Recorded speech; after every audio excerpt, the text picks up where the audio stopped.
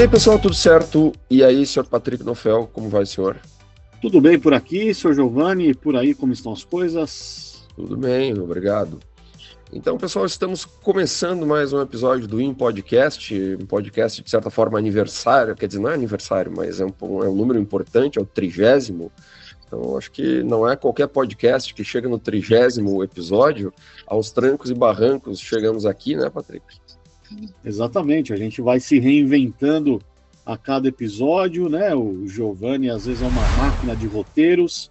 Convidamos algumas pessoas ao longo desses 30 episódios, queremos trazer mais convidados e estamos falando a todos aqui que não vamos parar por aqui, né? A gente vai continuar, vamos para o 31º, né? E vamos continuar aí fazendo o nosso querido podcast.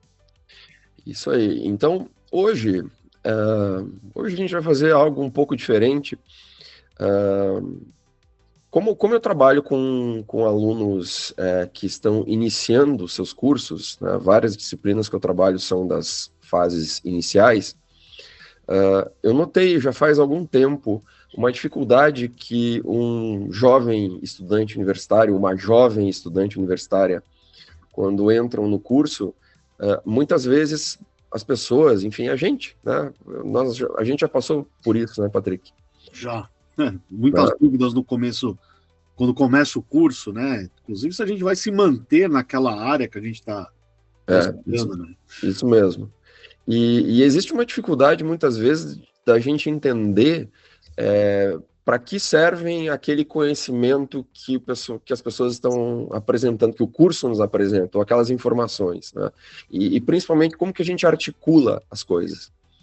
Então, percebendo essa dificuldade que meus alunos tiveram e têm, e que eu mesmo tive, eu comecei a fazer alguns mapas mentais articulando determinados conhecimentos, determinadas dicas, né, para um estudante que está iniciando aquela carreira ou iniciando aquele curso, para que ele conseguisse entender melhor e articular melhor e também tivesse uma espécie de algo mais prático, uma espécie de manual, né, do que ele deveria, além das disciplinas do curso, o que ele deveria aprender a mais, né, justamente para ser um profissional apto para o mercado, ou um profissional que o mercado desejasse. E criei alguns mapas mentais e apresentei sob essa forma de mapa mental para os alunos. Os alunos, via de regra, gostaram muito. Então, passei essa ideia para o Patrick, ele também gostou. Então, hoje inauguramos a série O Caminho do. Né? Então, a gente vai começar hoje com o caminho do designer, depois vamos fazer o caminho do jornalista, o caminho do administrador, do publicitário, por aí vai. Inclusive, se vocês quiserem sugerir profissões sobre as quais vocês gostariam de ter esse mapa mental, entre em contato conosco. Aquilo que a gente não souber, a gente chama nossos colegas da universidade, chamamos profissionais do mercado e a gente pode construir isso e apresentar para vocês também. Isso aí, né? Inclusive, se quiserem falar, por exemplo, o caminho do ou da veterinária, né? O caminho do dentista, coisa que a gente não domina aqui. Aí nós estamos atrás de profissionais da área, né? O caminho do desenvolvedor, por exemplo, né? Hoje é muito comum essa profissão, né? Desenvolvimento. Também temos pessoas que podemos convidar aqui para falar, né? Então, deem sugestões aí de profissões que a gente vai trazer aqui na série O Caminho do ou o Caminho da, né? Então, eu vou dividir a minha tela com vocês, tá?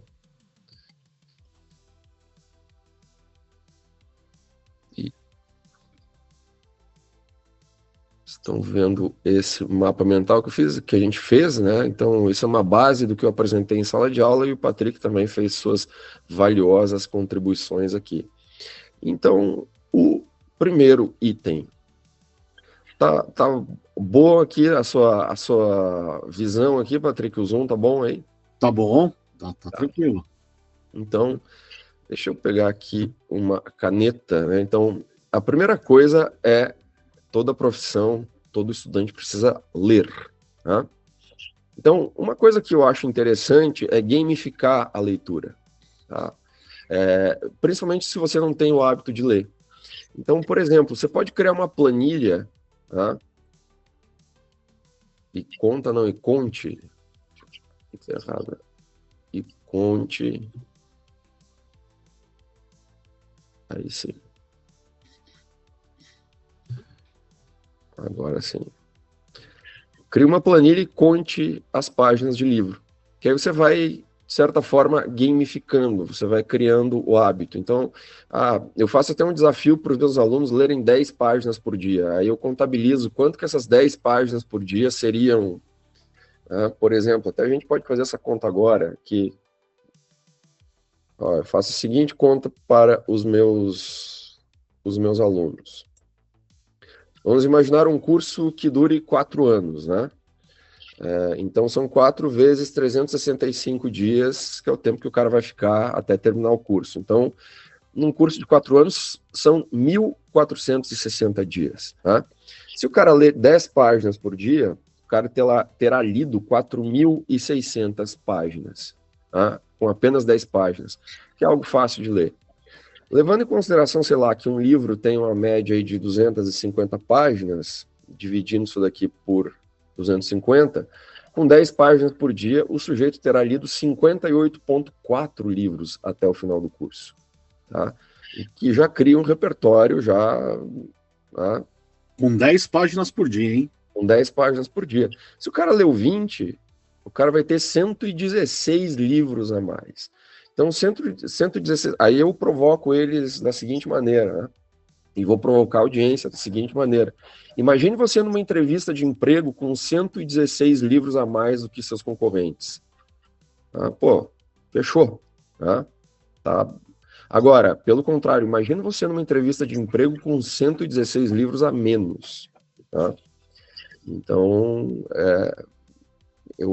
por isso que eu faço esse desafio das 10 páginas por dia e também sugiro essa gamificação da leitura, tá?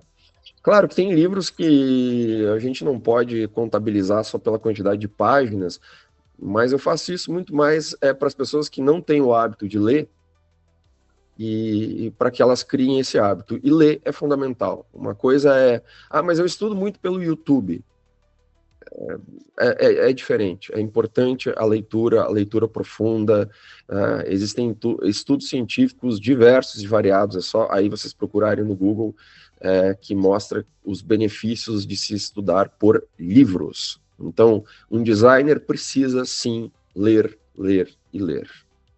E hoje, por exemplo, com os dispositivos eletrônicos que nós temos à disposição, né, como por exemplo Kindle, Kobo, né, entre outros, ficou fácil, a gente não precisa ficar carregando milhares e milhares de livros, centenas. Você vai ler esses 116 livros, não quer dizer que você precisa ter fisicamente esses 116 livros, por exemplo. 150 livros. É claro que tem quem goste, eu gosto muito de livro físico, mas isso não me impediu de ler muita coisa também no meu dispositivo eletrônico, né? Então, o livro hoje, ele é acessível, né? Ele é acessível. E a gente tem que aproveitar o que a gente tem à disposição.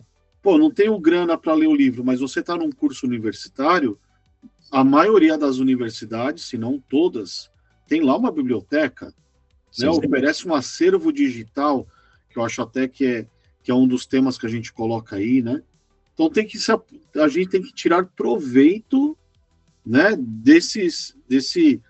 digamos assim, desses catálogos, né, dessas bibliotecas disponíveis para a gente aproveitar e ler o máximo possível, né, e de graça, né? Se você está numa biblioteca, você lê de graça o livro. Né? Exatamente, não existe desculpa para não ler, tá? Até a gente colocou aqui, ó, tem biblioteca pública, tá? Tem as bibliotecas das universidades, né? Muitas universidades já têm catálogos digitais, inclusive, o que amplia bastante, né? Tem muita coisa gratuita na internet, tá? Por exemplo, a obra do Machado de Assis, né, como já é de domínio público, você acha ela em vários lugares, a obra completa do Machado de Assis, né, que é um dos grandes escritores brasileiros, aliás, um dos grandes escritores da língua portuguesa, né? Os portugueses, inclusive, leem muito Machado de Assis. Você falou do Kindle, né? Aí tem o Kindle Unlimited, né? Por R$ 24,90 por mês. Por R$ 24,90 por mês você tem acesso a boa parte do acervo que a Amazon vende, né?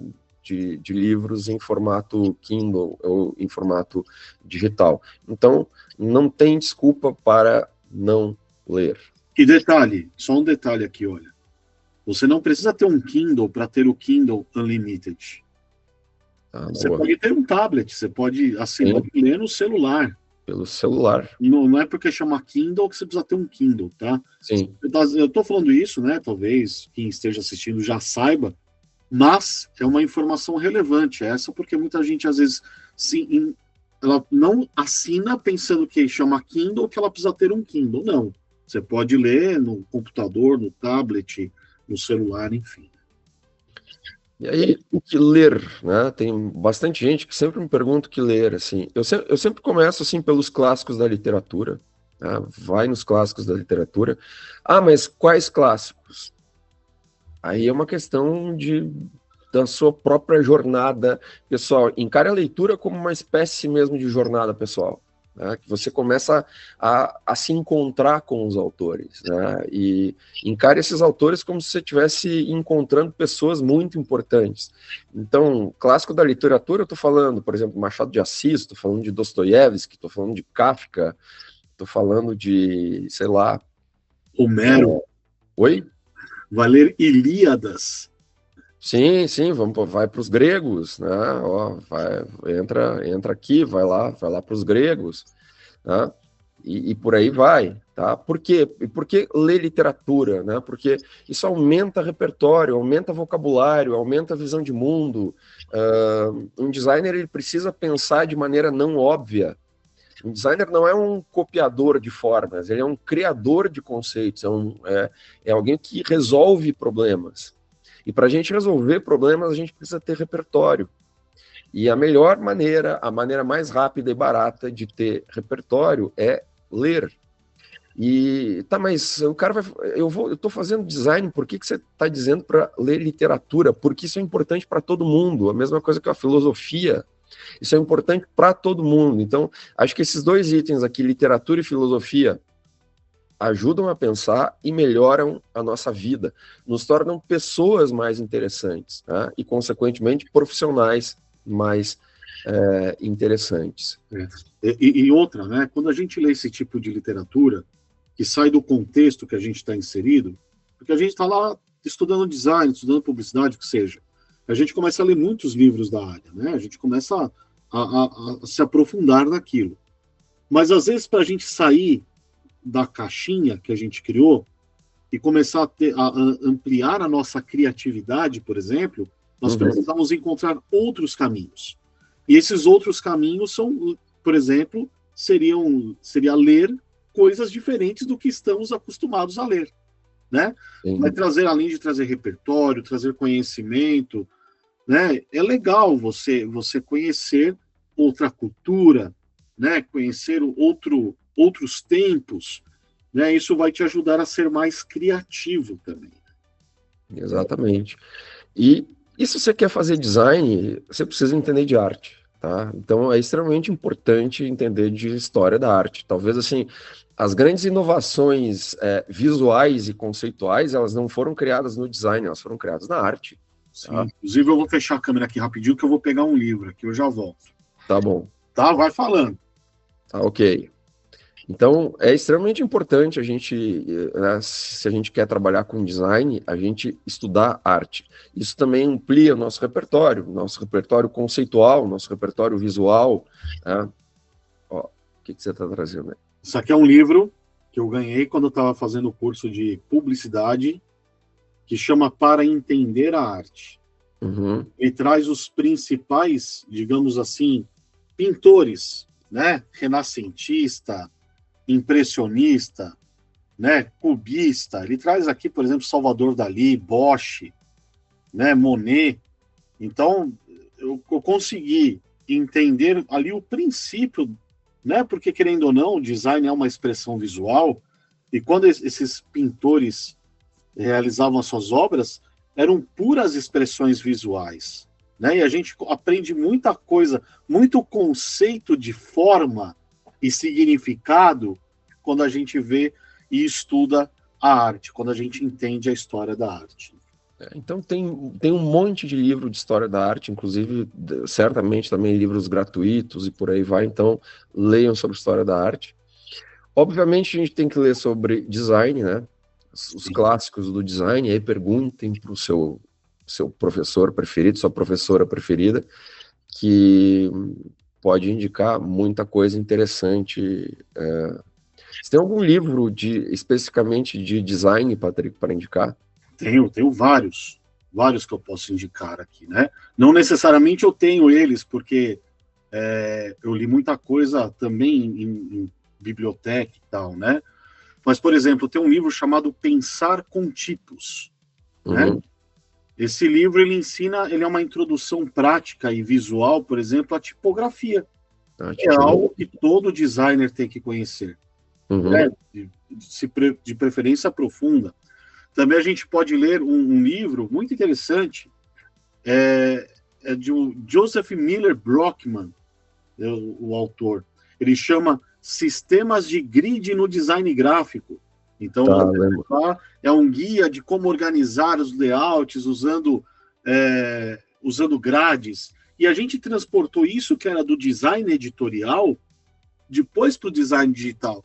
A gente continua usando grids, né, para orientar o design. A gente também pode ler, por exemplo, os elementos do design gráfico, né? São livros clássicos. Tem um autor brasileiro, eu acho muito interessante esse autor, que ele chama Rafael Cardoso. O Rafael Cardoso, ele escreveu alguns livros bem bacanas de design. Tem um deles que é uma introdução à história do design, né? Design, cultura e sociedade. Ali ele já fala como que o design ele influencia e é influenciado pela cultura, né? Como o design ele está inserido na nossa vida, muitas vezes sem que a gente perceba, né? Toda a revolução de moda, que a gente passa por ciclos de moda, tá ali o design, né? A pessoa que desenhou aquela peça é um designer, né? E também ele escreveu um livro, que é esse aqui, que é o Design para o Mundo Complexo. Muito interessante esse livro. Ele traz ali uma reflexão muito crítica sobre o papel do design na sociedade contemporânea. E qual que é o foco? Responsabilidade ética, cultural e também a questão da responsabilidade sustentável que um designer deve ter, né? Então, é um autor brasileiro que escreve sobre design e que vale a pena conhecer, né? Sim, tem muita coisa. Por exemplo, eu gosto muito desse aqui, né? Design is Storytelling, que acho que isso daqui serve para qualquer tipo de designer, né? Para qualquer área do designer. Sim. Né? Da Ellen Lupton. Tem um dos nossos velhinhos preferidos, né? Esse do Don Norman. O Don Norman tem outro que é esse aqui, ó, também é muito bom, né? Esse aqui é Design Emocional. Ele explica por que nós nos apegamos a determinados objetos ou não, né? Um pouco diferente do design do dia a dia, que é bem design de produto, né? Aqui é mais até psicologia aplicada, né? Eu gosto muito de uma área também de design da informação, então esse livro que eu acho muito legal. Information Design Handbook, né? Esse livro aqui, ó, só para complementar, Donis Adonis, Sintaxe da Linguagem Visual.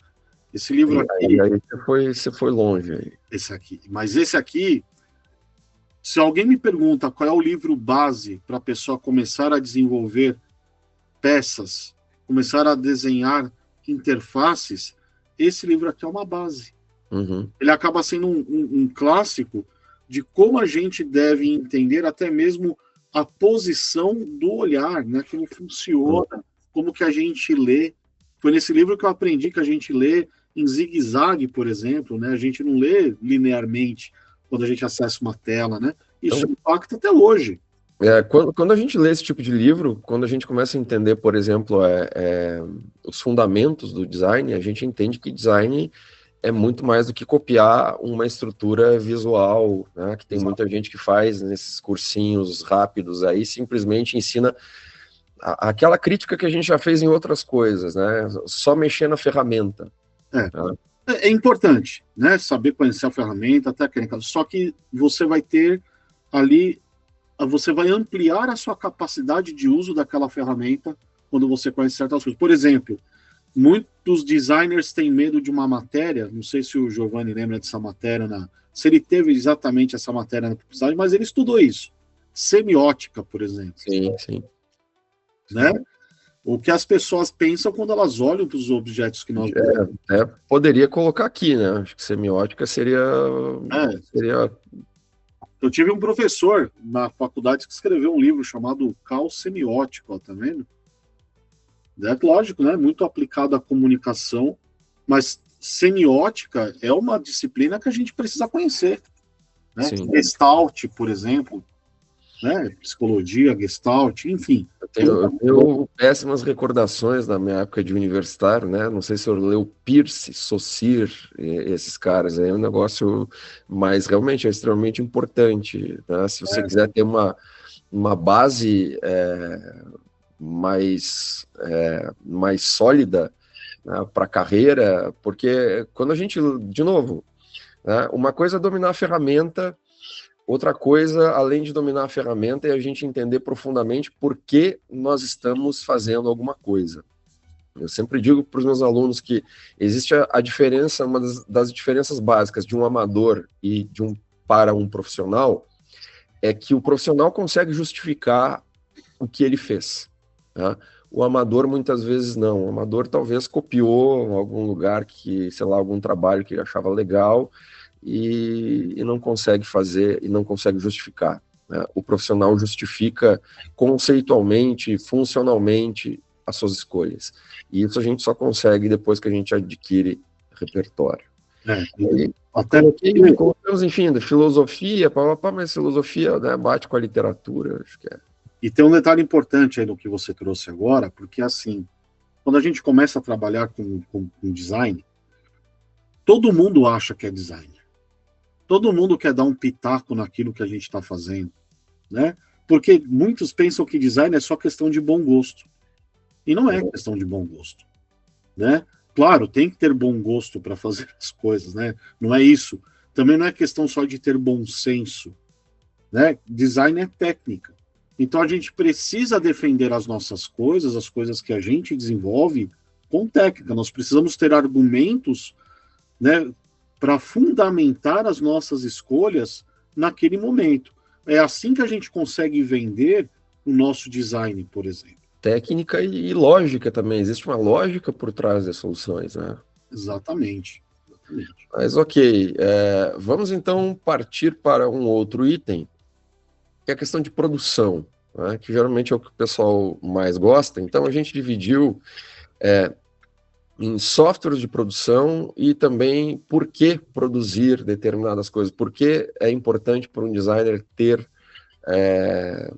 um portfólio. Então, começamos com as ferramentas de produção, que são softwares fundamentais, que o Patrick e eu listamos.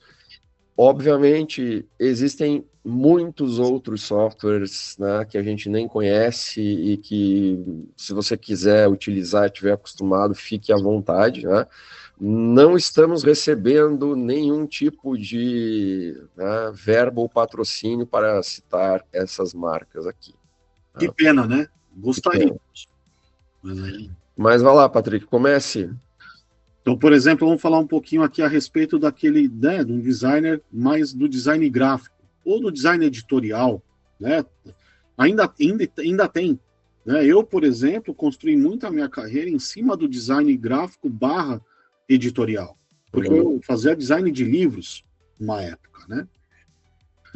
Então, por exemplo, conhecer o pacote Adobe é fundamental.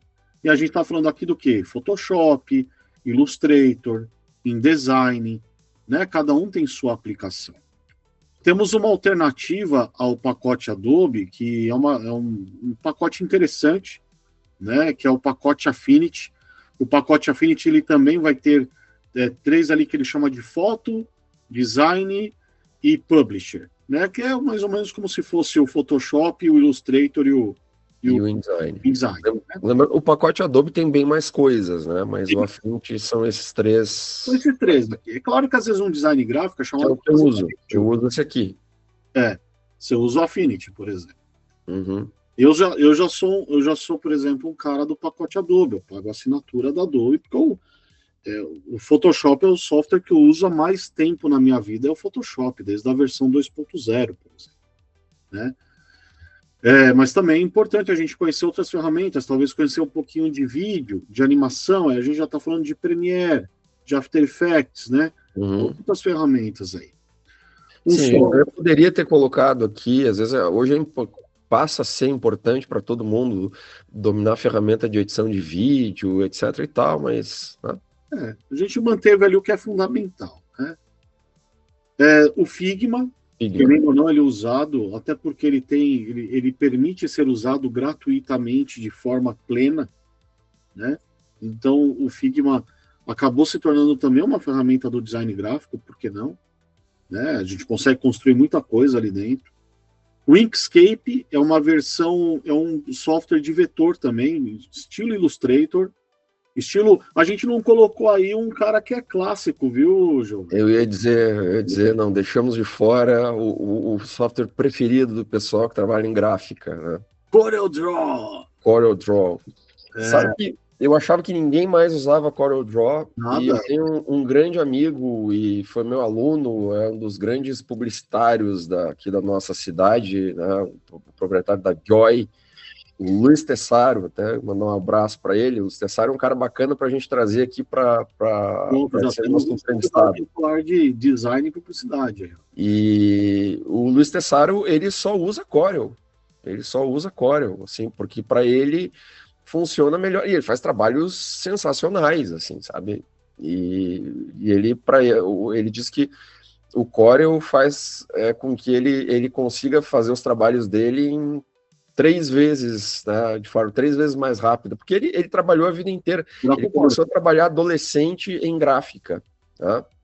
Então, é aquela história, né? Usem as ferramentas que vocês mais conhecem, mais gostam, mais se adaptam, não tem... E outra, há um preconceito em cima do Corel, mas a ferramenta é muito boa.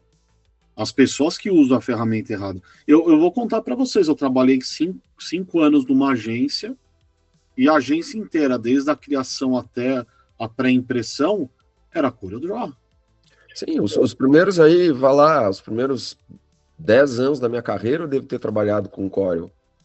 Então assim, cara, o bom e velho Corel, então quer dizer, ele ainda continua sendo atualizado, tal, né? Depois eu migrei para o pacote Adobe e acabei ficando no Adobe. Isso aqui é padrão de mercado, tá? Pacote Adobe é padrão de mercado, a maioria usa isso daqui, a maioria usa Figma, né? Dentro do pacote Adobe existe um concorrente do Figma, né, que é o Adobe XD. Não, então, só um detalhe, o XD ele morreu. Então... Ele morreu. Porque a Adobe, ela até tentou fazer um movimento de mercado na tentativa de comprar o Figma. E não sei o que aconteceu, não li mais sobre isso daí também, porque virou uma polêmica isso daí. Mas, enfim. E a Adobe não viu sentido em continuar com o XD. Então, o XD tá lá, mas ele tá morto. Mas ele existe, ele tá disponível ainda, né? Deixa eu ver se ele tá na cloud. Eu acho que tá. Olha, eu só sei que ele tá morto. Eles não fazem mais nenhuma... Não tá mais disponível para instalar. Não tá? Não. Não está mais disponível. Tem o Dreamweaver. Não, tem sim para instalar. Eu abri aqui mais a lá. XD, mas é um software que eles não fazem mais evolução. Inclusive, eu usei quando eu comecei a desenhar. Eu comecei desenhando. A gente já vai passar para essa parte, né? Mas eu usei o Adobe XD por muito tempo. A gente fala ali embaixo em design de produto, a gente fala mais sobre ele. Então não falei bobagem, ele está disponível ainda, né? Ele está disponível, mas ele está morto. Ele está morto, ele não evolui mais. Entendeu? Só não tiraram do catálogo. E nos últimos anos tem outro software que popularizou o design, vamos dizer assim, né? Tornou o design mais acessível, que é o Canva. Eu não gosto do Canva. Eu sei. Mas ele está aí porque ele é muito usado, né? Inclusive, você sabe como começou o Canva? Não, eu só sei que, por exemplo, o Affinity, que eu gosto por ser uma opção mais barata e de extrema qualidade ao pacote Adobe, né, e tem os softwares que eu mais uso, ele foi comprado pelo Canva. Então, hoje, o Affinity é de propriedade do pessoal do Canva. Mas qual que é a história do Canva, por favor? Não, o Canva ele foi desenvolvido por um universitário, né? Ah, é? É, ele achava caras as ferramentas de design e tal, enfim. Uhum. Vou desenvolver aqui. Só corrigindo a informação do XG, o XG não tem mais atualizações desde 2023. Ele está no modo de manutenção eterna, por enquanto, né? Até que dure. Mas ele está ali em modo de manutenção, porque a Adobe não sabe realmente o que fazer com esse software. Né? Eu já usei o XD, eu gostei bastante, assim, depois eu passei pro Figma, demorei um pouquinho para me adaptar ao Figma, mas depois gostei bastante do Figma. Acontece o seguinte, o XD ele largou na frente em algumas coisas, ele largou na frente, só que a Adobe deixou o produto muito pesado.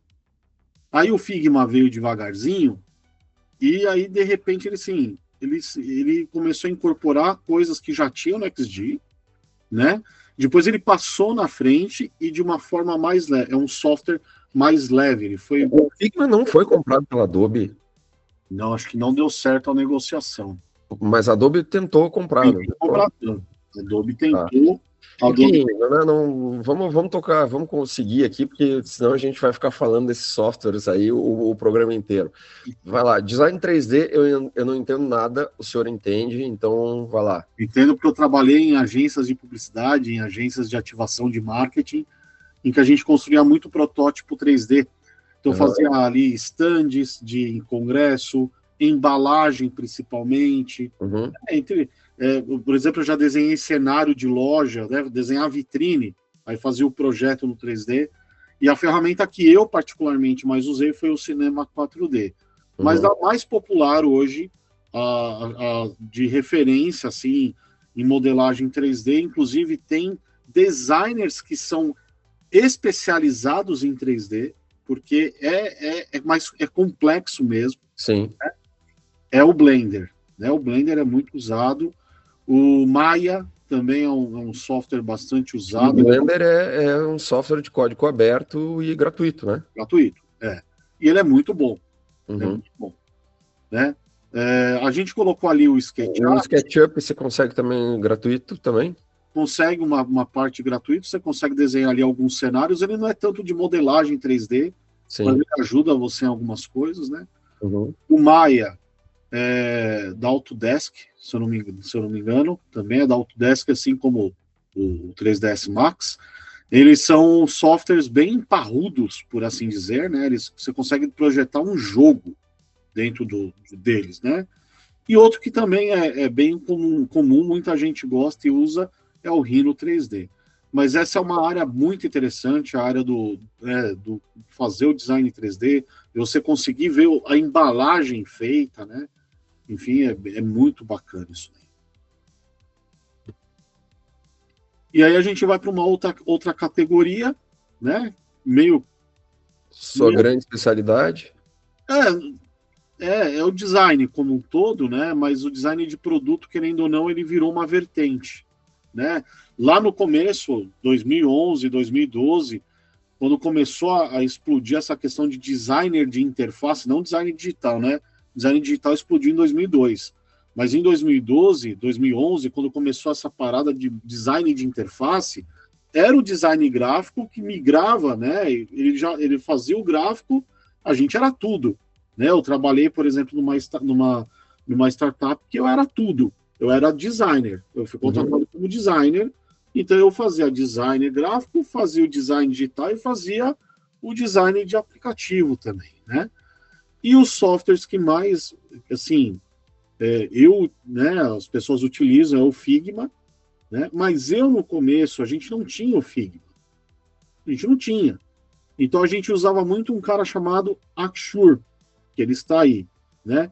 O Axure, basicamente, você desenha as telas, só que você não põe nada visual. Cara, agora eu lembrei desse software, cara. Você colocou aqui, eu cheguei a testar ele assim faz muito tempo.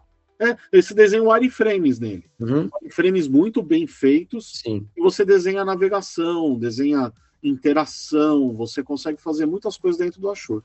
Então são dois produtos bacanas para quem está na área de design de produto, né? Ou o XY, por exemplo, né? Conhecer, vale a pena conhecer esses dois produtos, né? Aí temos os softwares de IA generativa, que a gente não vai ficar chovendo no molhado. Existem algumas empresas que estão tentando desenvolver softwares específicos, né, que gerem, sei lá, agentes de IA que gerem design, tá? Então o pessoal da Ideal está criando um software para fazer design com IA.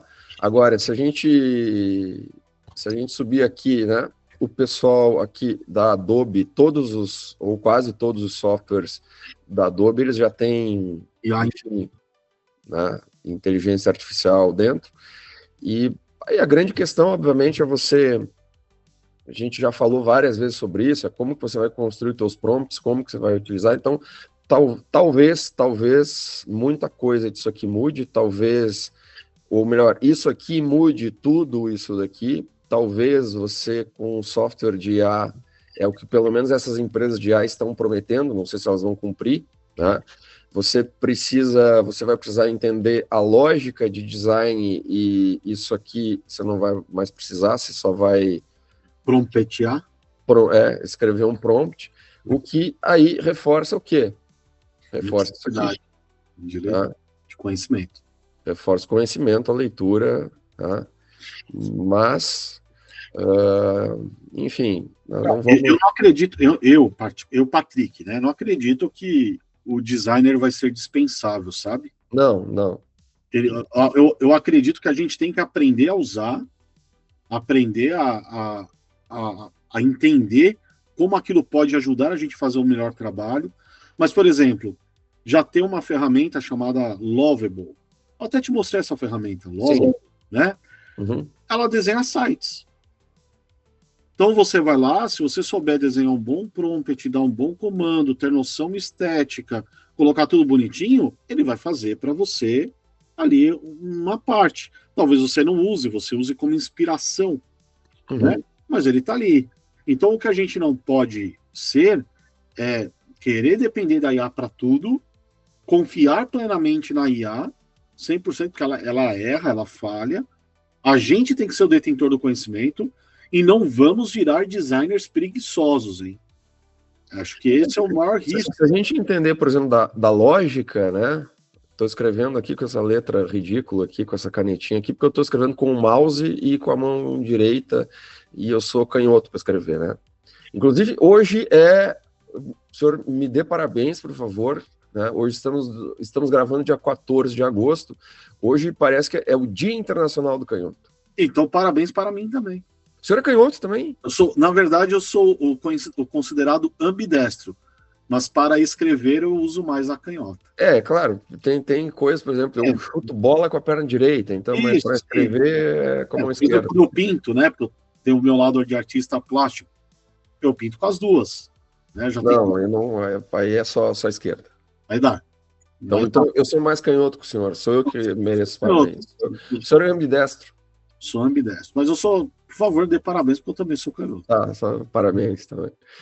Não, mas isso que a gente estava falando, por exemplo, sobre a IA, vou imaginar o seguinte, ó. A gente precisa dominar, por exemplo, você quer trabalhar com UX ou UI, precisa dominar técnicas de Figma, certo, Patrick? De como mexer na ferramenta. Tá? Você vai precisar dominar as mesmas técnicas aqui.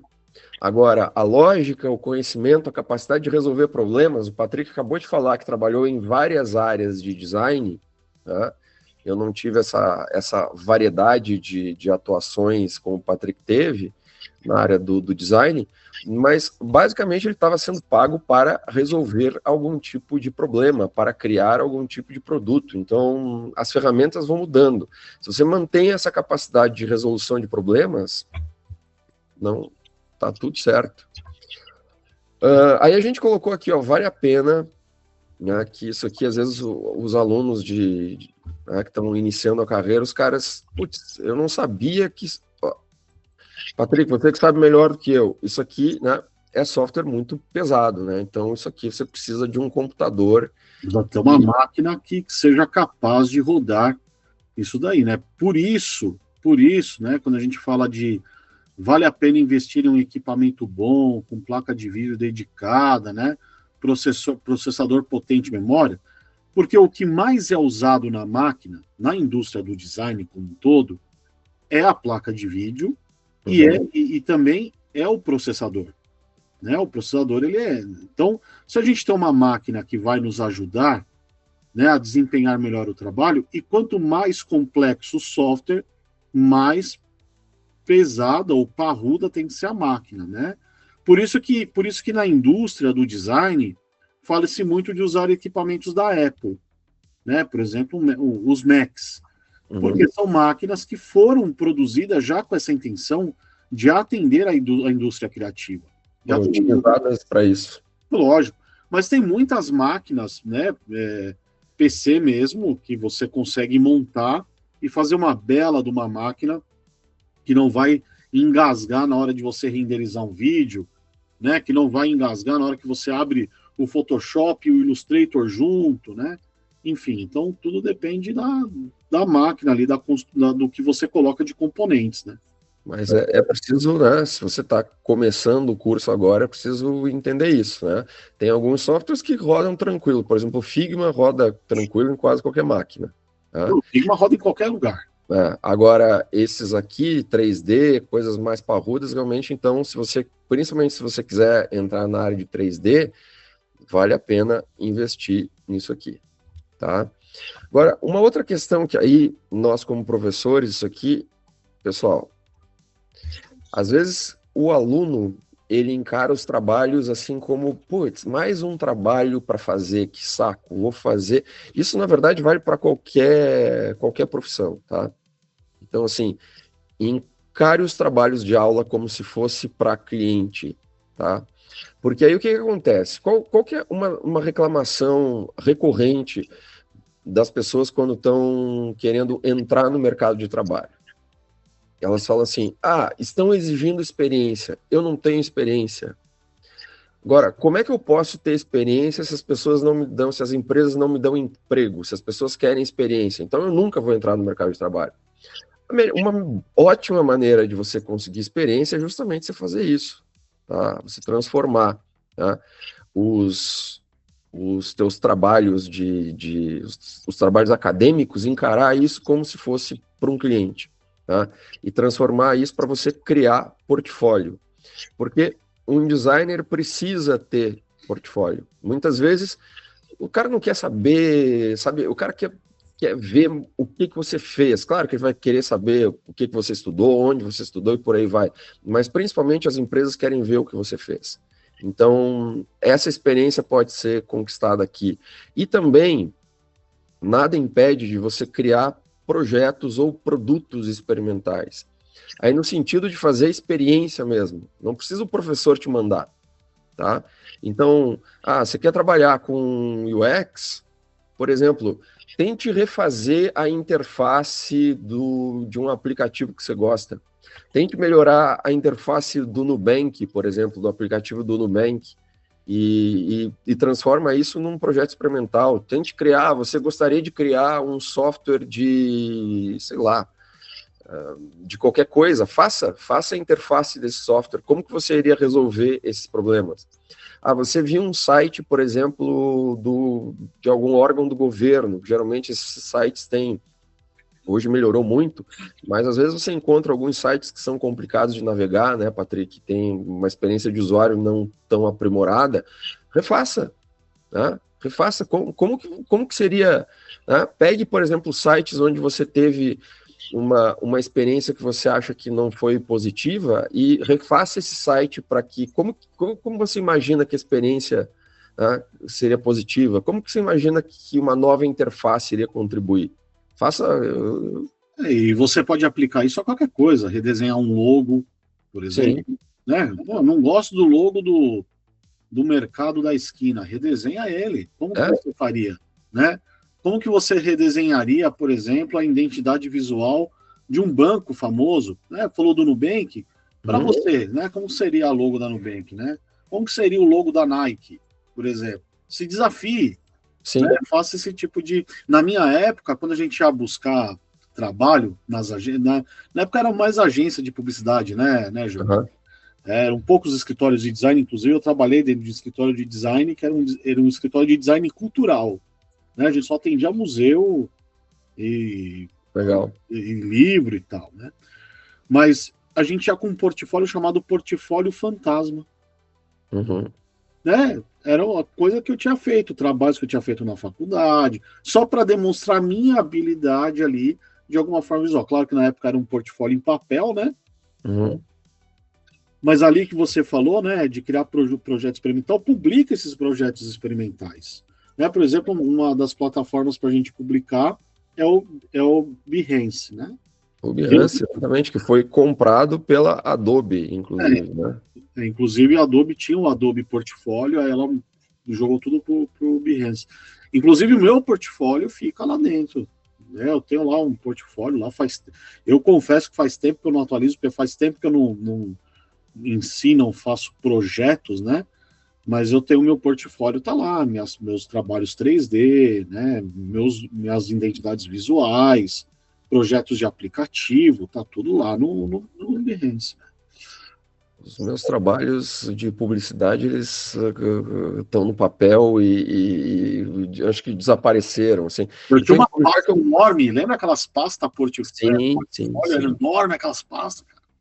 Eu tenho que publicar os meus trabalhos mais recentes, que faz algum tempo eu me tornei designer do Memorial do Violão Brasileiro, que é um projeto muito legal, e eu faço as capas dos livros, né, de partitura, né, que eles resgatam partituras de violonistas que foram importantes, mas que foram esquecidos ou quase esquecidos. Então tem um trabalho de historiografia muito importante aí também. Então essas capas eu faço, mas preciso publicar no Behance, mas ainda não... Enfim.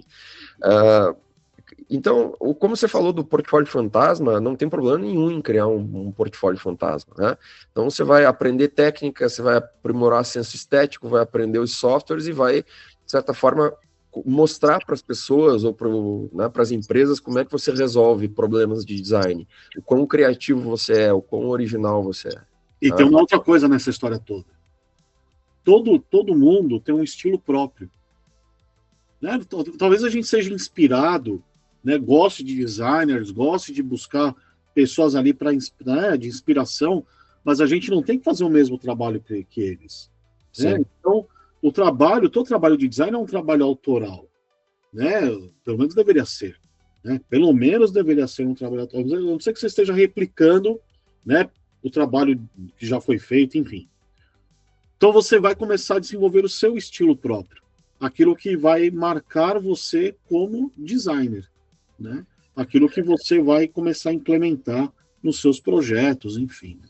E nisso até você pode, nessa busca de estilo próprio, você pode buscar outros designers. Por exemplo, até vou colocar alguns designers que eu separei aqui que eu acho eles muito legais. Né? Desculpem, né? Falar na frente da câmera do computador aqui, às vezes a coisa fica um pouco complicada. Eu vou compartilhar outra coisa aqui, então vou compartilhar a tela aqui desse cara, tá? Que é o Guto Lacasse, tá? Que ele tem um estilo que aparentemente é muito simples, tá? Mas que é extremamente criativo. Ele é um designer e artista plástico brasileiro muito importante, e eu gosto dele justamente por isso, assim, sabe? O traço dele, o estilo dele é extremamente simples, mas justamente essa simplicidade fez com que ele conseguisse encontrar um estilo único, né? Então, às vezes, não é quem domina uma técnica avançada que parece um negócio cheio, às vezes a simplicidade ela acaba, né? Olha só que legal isso daqui, né? Então, acho genial o estilo do Guto Lacazzi, justamente é brasileiro, né? Acho que é seu conterrâneo, se eu não me engano, Patrick, acho que ele é paulistano. Guto Lacazzi. Tá aqui, deixa eu ver se eu volto no... Enfim, aí tem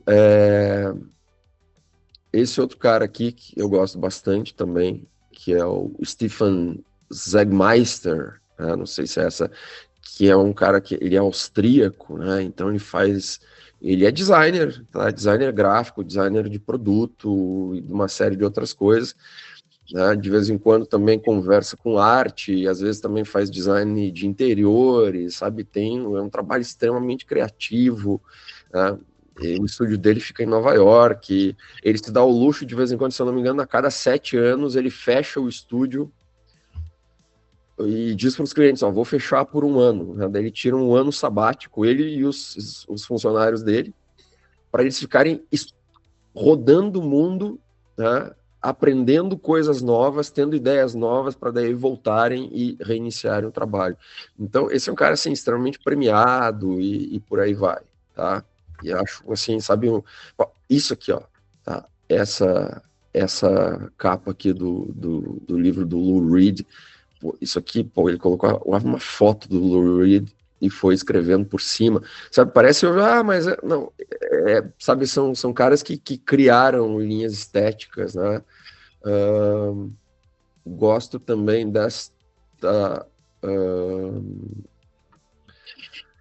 desta moça aqui, a italiana Giorgia Lupi, tá? E ela faz umas coisas muito legais, assim, tem um estilo também único. Ela cria umas coisas de infografia, eu adoro infografia, né? Que é justamente você comunicar dados com design, né? Fazer infográficos. Então ela faz coisas muito legais, né? Então olha o trabalho dela aqui, ó. Capa do no New York Times, ela falando, né, fazendo infográficos. Que legal. Ó, esse trabalho, esse tipo de trabalho dela, ó, Happy Data, eu acho assim, absolutamente sensacional, porque daí assim, ela tira foto de coisas, né, de lugares, e aí ela vai escrevendo com o próprio tipo de letra dela, um negócio assim, bastante tipo artesanal em cima da imagem. Olha só que genial isso aqui.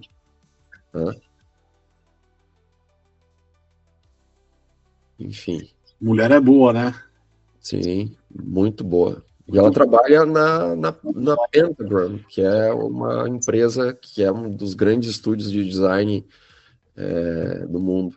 O senhor tem alguém aí que o senhor queira mostrar? Eu tenho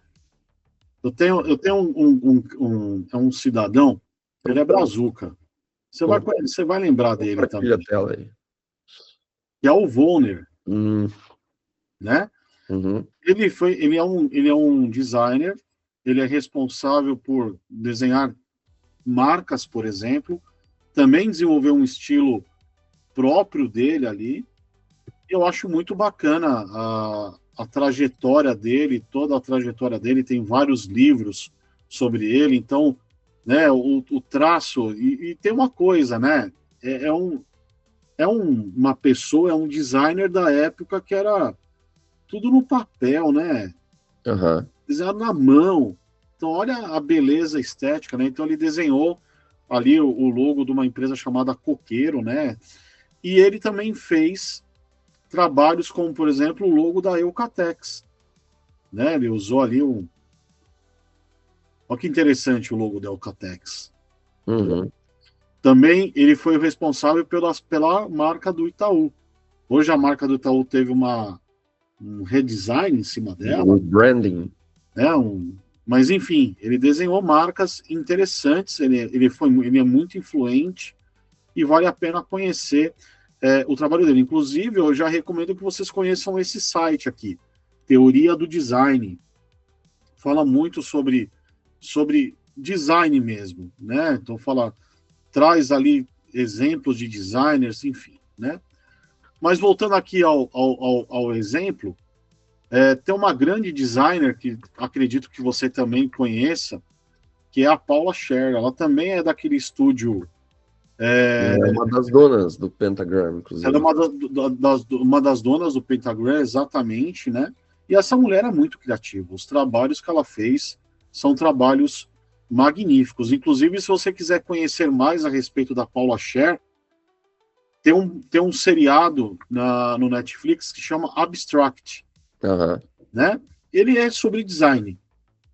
E tem um dos episódios que é sobre o trabalho da Paula Scher e de como ela influenciou, né, a cultura e como ela influenciou designers pelo mundo. Então, ela desenhou coisas muito bacanas, né? Ela tem trabalhos magníficos, tem livros que contam a história dela enquanto designer, né? Então vale a pena a gente conhecer o trabalho da Paula Scher. Eu acho que foi ela que ela refez a marca do Citibank e que, se eu não me engano, quando contrataram ela, perguntaram como é que foi o processo de criação. Ela falou, não, eu repensei a marca do Citibank em 15 minutos.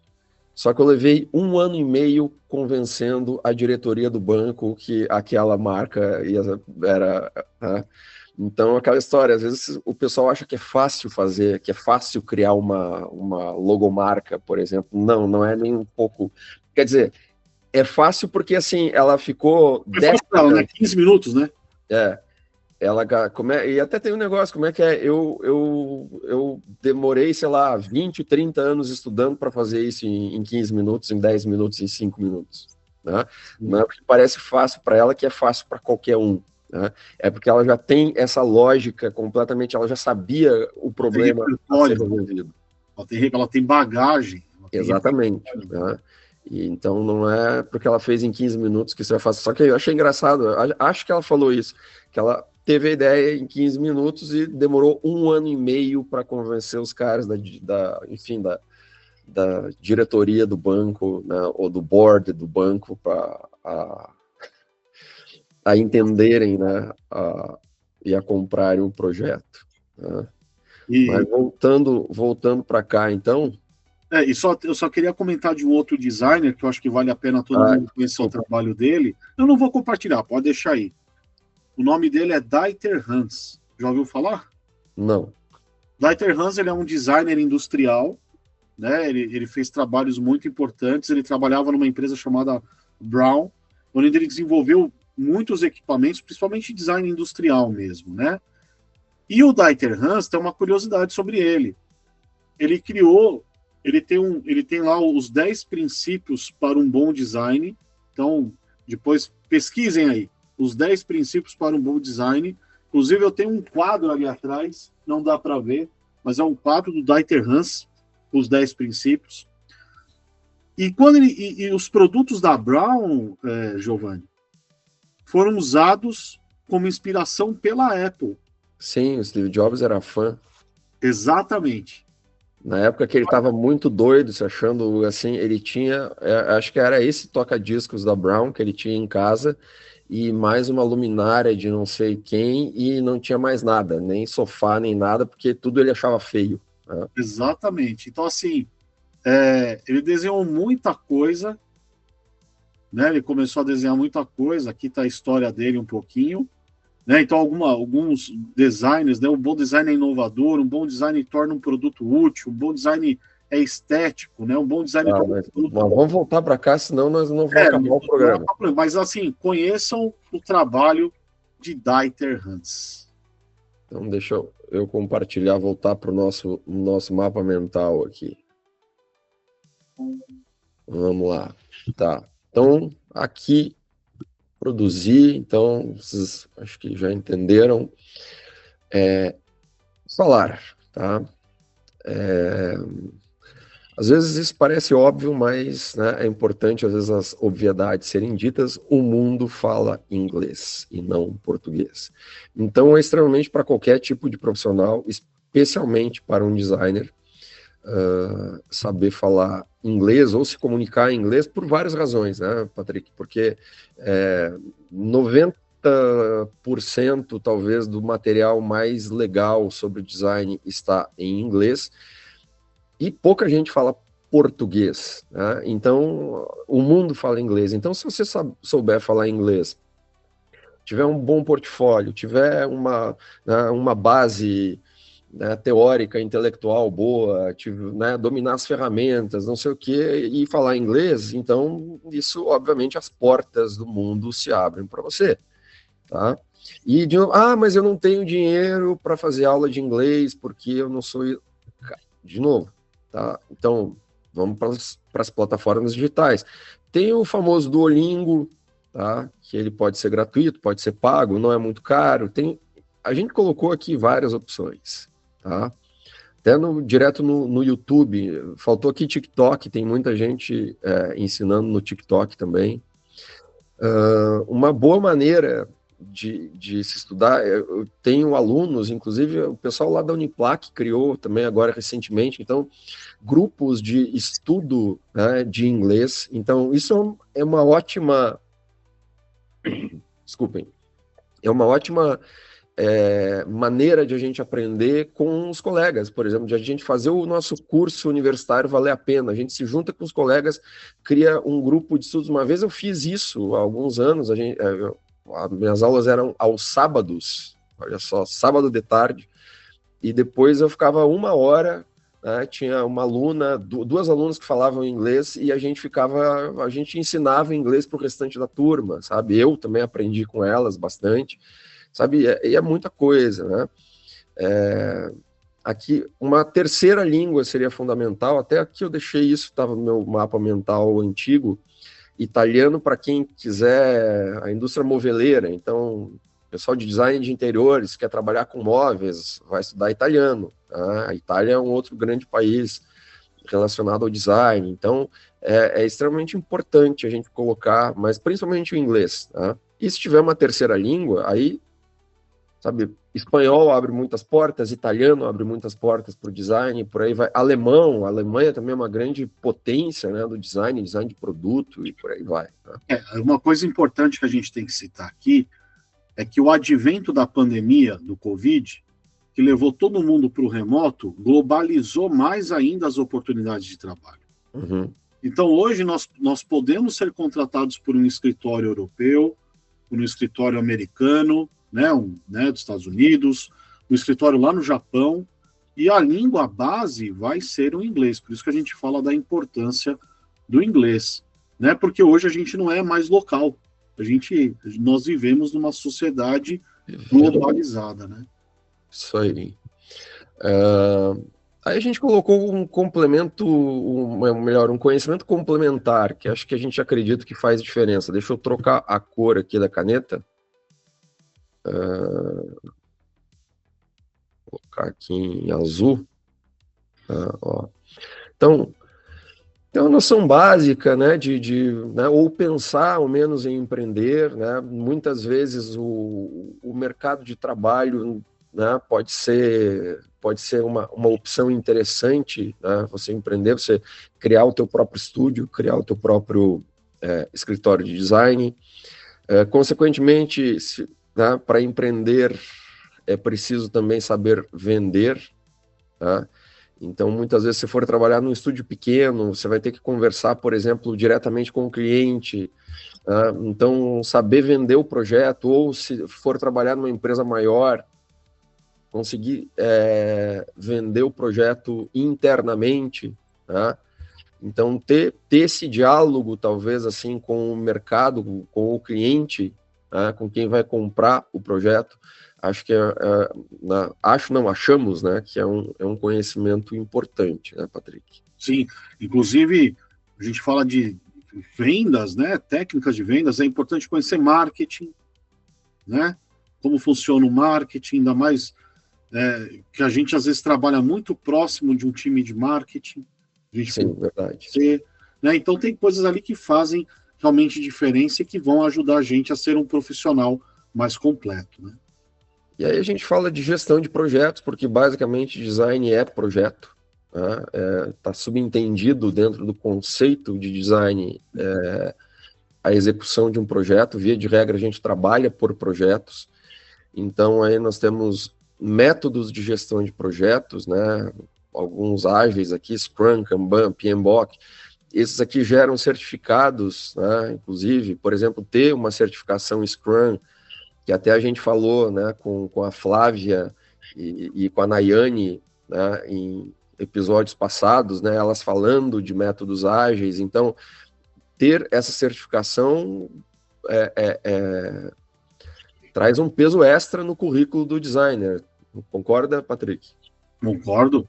Concordo, porque a gente acaba, principalmente, às vezes a gente se perde no design, né? E quando a gente trabalha dentro de uma equipe de produto, por exemplo, né, o que eles vão usar para organizar o trabalho, o fluxo, são essas ferramentas, são esses modelos de gestão, né? Então a gente precisa conhecer isso, assim como é importante conhecer as ferramentas também de gestão de projeto. Eu, como designer, por exemplo, trabalhei muito com Gira, né? Então, assim, conhecer a ferramentinha, saber como usar, pegar o trabalho, dar sequência, seguir em frente, né? É muito importante. E também a gente não pode esquecer dos softwares de colaboração, né? O Miro e similares, aí tem diversos no mercado. Inclusive, a gente fez esse mapa mental, a gente não usou o Miro, a gente usou o Xmind, mas Sim. Tem o Inscal também, né? E também tem o FigJam, que também acabou virando popular, porque ele vem junto com o Figma, por assim dizer, né? E aí a gente pode usar o FigJam também como ferramenta colaborativa ali para construir algumas coisas. Então, são conhecimentos complementares que fazem toda a diferença, né? Claro, a gente poderia colocar como conhecimento complementar também a IA. A gente poderia, né, falar do marketing, como o Patrick falou aqui, enfim, né, mas entender então um pouco de marketing, de negócio, talvez tenha sido o termo melhor, de vendas, gestão de projetos, né, conseguir uma certificação, por exemplo, né, em Scrum melhora muito o currículo, entender esses softwares aqui, geralmente a gente colocou que é padrão de mercado, né, então isso aqui já faz o currículo ficar melhor. Aí tem relação com marketing, mas também a gente falou aqui da presença digital. Deixa eu mudar agora novamente a cor. História, né? Quem não aparece não é lembrado. Então, por exemplo, assim, ó, eu recomendo aos meus alunos criar contas profissionais nas mídias sociais, tá? Não misturar muitas coisas. A não ser que você quiser virar influencer, tá? Mas, sabe, uma conta profissional, daí no meio você coloca, sei lá, uma foto na praia, não fica bom, tá? Inclusive é bom, né, para todo mundo, a gente ter cuidado com o que a gente escreve ou publica nas redes abertas, tá? Aí, uma ferramenta extremamente importante, LinkedIn, tá? Então, existe a possibilidade de você seguir designers, de você seguir empresas que são importantes, de você conseguir interagir com elas também. Então, sei lá, um designer que você gosta, começa a interagir com ele ou com ela, escreve, né, comenta, curte, compartilha, daqui a pouco você começa contatos através do LinkedIn. Tem possibilidade de você escrever artigo, um designer precisa escrever, um designer não lida só com forma, ele precisa, né, articular as suas ideias, então isso aqui pode te dar visibilidade, né, dentro do LinkedIn, tá? Aí temos o Instagram, então principalmente no Instagram, não confunda as coisas, né, cria uma conta profissional para você publicar o teu conteúdo, o teu trabalho, e aí sim, aí vem o conhecimento do marketing que o Patrick falou aqui, para fazer com que, enfim, as tuas contas nas mídias sociais comecem a ter visibilidade e que essa visibilidade possa te trazer cliente, possa te trazer trabalho e por aí vai. Tá? Sim. E é importante a gente saber lidar, né, com as redes sociais, né? Uma coisa importante que está aí, registre seu nome ou sua marca na internet, vai lá, registre um domínio, né? Eu tinha registrado, nem sei se preciso ver, o patricknaufel.com.br. Eu tinha esse, né? Sim. Ter lá. E muita gente, por exemplo, gosto de usar o LinkedIn para escrever, publicar o trabalho no Behance e tal. Mas uma forma bacana de mostrar o trabalho é você fazer o seu próprio site. E hoje tem N ferramentas que você pode usar. Você pode desenhar no Figma e jogar para um Webflow, né? Tem como fazer isso. Você pode usar, por exemplo, o bom e velho HTML e CSS. Você pode usar o WordPress, né? Uma plataforma que nem o Wix, né? Para desenvolver o site. Então, o que não falta hoje é possibilidades para a gente desenvolver o nosso próprio site. Você pode colocar coisas até suas pessoais, assim, para as pessoas te conhecerem melhor, os seus trabalhos, o que história, você quem é você, né? E também um espacinho ali para você escrever sobre design, né? Escrever é sempre muito bom. E aí a gente vai para a última etapa, que ela ficou por último, mas ela não é menos importante, que é nós sabermos fazer network. Né? Às vezes a gente tem a dificuldade com isso, mas é muito importante a gente saber conversar com as pessoas, né? Por exemplo, fazer o networking digital no LinkedIn é bom, mas visitar uma feira, ir num evento é bom também, né? Inclusive, né, esse aqui, o networking digital no LinkedIn, a gente já falou aqui, né? Agora, essa questão de feira em eventos, eu costumo dizer para os alunos, assim, que os meus alunos lá de design, volta e meia, eles fazem visitas técnicas, né, vão em feiras, vão em eventos. A gente tem que saber como aproveitar o evento, como aproveitar uma feira. Então, a gente tem que ser cara de pau. O que eu recomendo? Se você for numa feira, num evento, primeiro, vá com um cartão de visita teu, faça um cartão de visita, tá? E aí, se você assistir uma palestra, vai lá e fica na fila para falar com o cara e dizer assim, ó, gostei muito da tua palestra, tá aqui meu cartão de visita, você pode me dar o teu? Ou algo assim, tá? E aí no outro dia, você vai lá no LinkedIn e diz assim, ó, eu fui quem conversou com você ontem na palestra, no evento tal, gostaria de te adicionar à minha rede, não sei o que, muito obrigado. Então, aí o cara vai lembrar de você do dia anterior e essa é uma oportunidade de você aumentar o teu network, de você aumentar, né, a tua rede dentro do LinkedIn, e você precisa não só participar da parte formal, oficial da feira do evento, ou do evento. O mais legal disso é você conseguir participar daquilo que não é oficial, que é conhecer pessoas novas, conhecer profissionais novos. Então, isso é muito importante. Sim. Outra coisa, pode dar sequência. Se tiver, por exemplo, empresas na tua região, profissionais da tua região, tenta bater na porta dos caras, tenta fazer visita, né? Aí, aqui a gente tem que ser um pouco cara de pau, né? A gente tem que ser um pouco cara de pau nisso aí, não pode ter muita vergonha. Assim, eu sou estudante, eu gostaria de conhecer a sua empresa, posso agendar uma visita técnica aí com os meus colegas, não sei o quê. Né? Peça, se você não conseguir fazer isso, peça para os seus professores, para o coordenador do teu curso, alguma coisa assim. Ou se ninguém fizer, tenta sozinho mesmo. Né? O máximo que vai acontecer é as pessoas te dizerem não. Mas o não a gente já tem. Sim, sim. Então, né? Muito bem. E outra coisa importante, principalmente quando a gente trabalha, quando a gente empreende no design, eu mesmo tive meu escritorinho, né, meu escritório de design, e eu tinha que estabelecer uma relação com fornecedores, eu tinha que conhecer planos de pagamento, né, eu tinha que saber as faixas de preço. E outra coisa importante, e isso muitas vezes eu já vi designers... O plano que eu coloquei aqui é o seguinte, Patrick, ó. Isso que eu coloquei para o pessoal, meus alunos de design, por exemplo, de design de interiores, tá? Um projeto de design de interiores, você precisa muito de fornecedor, sabe? Muito de fornecedor. Não adianta você fazer um projeto legal, não sei o quê, se o cara que vai fazer um móvel fez um móvel que deixou uma lata.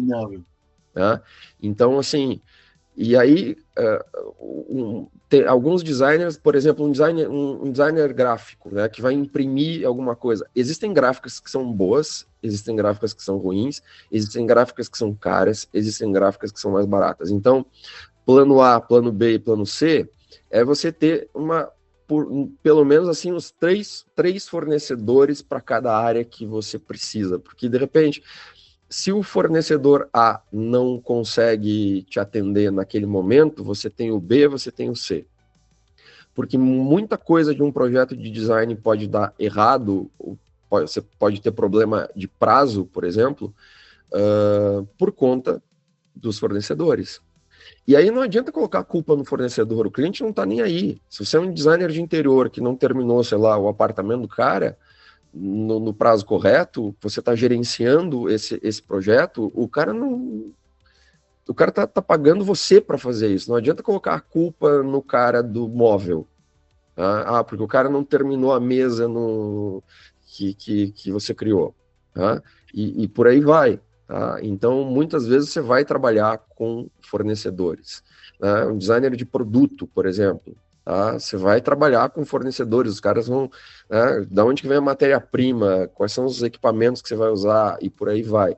Então, se não der com o fornecedor A, vai com B, vai com C. Se o fornecedor A é muito caro, tenha outras opções, que aí você vai gerar também outras faixas de preço, tá? Para você conseguir atender adequadamente. Tá? Então, aí o networking é com potenciais clientes, com profissionais do mercado, né? Com empresas, mas também com fornecedores. A inovação se faz, né? Inclusive, existe um termo inovação que é gestão de fornecedores. Nenhuma empresa consegue fazer nada sozinha. Então, qualquer empresa inovadora ela vai precisar entrar em contato com outras empresas para fazer aquilo rodar, para fazer aquilo funcionar e por aí vai. E eu acho que, como última dica aqui para a gente finalizar, saiba cobrar pelo seu trabalho. Não desvalorize a sua profissão, né? Tem uma tabela muito interessante, que é a tabela da ADGRAPH. Pesquisem em ADGRAPH. Lá é uma tabela referencial de valores, para você poder cobrar. Quanto que eu cobro para criar essa identidade visual? Né? Quanto que eu cobro para fazer um design de um site? Então, nessa tabela aqui, é uma tabela da Associação dos Designers Gráficos. Né? Aqui é do Distrito Federal, mas você pode procurar uma aí da região, né? Essa aqui é o que eu usava como referencial, né? Então você pode cobrar os valores aqui vai trazendo qual é o valor médio, e aí você aplica o valor, mas aqui você vai ter uma base boa cobrar. Boa. Então pode ser fazer algumas adequações, né? Às vezes você pega uma tabela, por exemplo, da cidade, isso eu já passei no começo, quando eu abri minha agência de publicidade, né? Pegava tabelas de publicidade, por exemplo, de São Paulo, o preço era impraticável aqui, então... aplicava um desconto.